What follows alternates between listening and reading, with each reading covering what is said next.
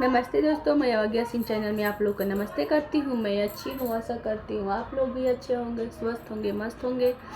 मैं आप लोग के सामने एक बेटी का विवाह का गीत गा रही। पसंद है तो लाइक कीजिएगा, सब्सक्राइब कीजिए।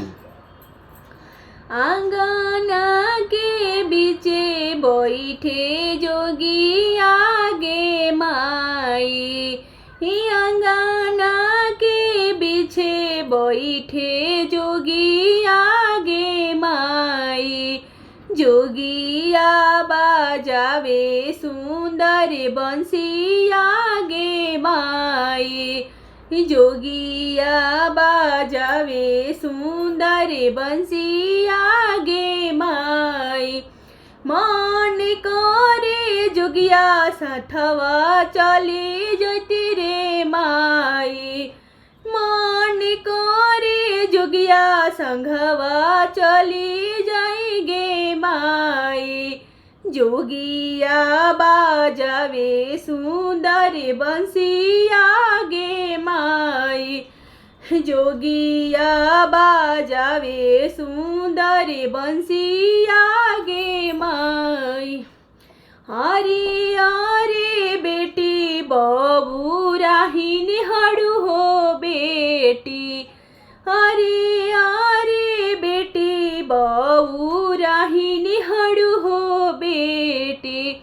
आई हने आने जान गाँव के लोगावा हो बेटी। आई हने आने जान गाँव के लोगावा हो बेटी। कहाँ दिहबो जा बाबा हो बेटी। कहाँ दिहबो जा बाबा हो बेटी।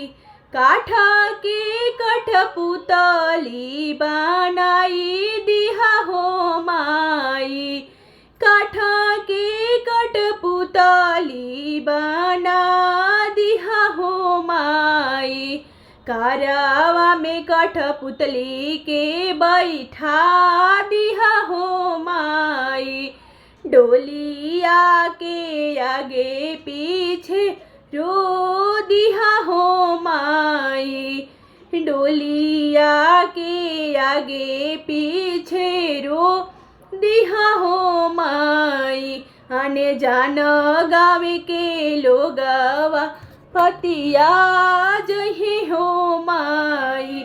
आने जान गाँव के लोगवा पतिया जही हो।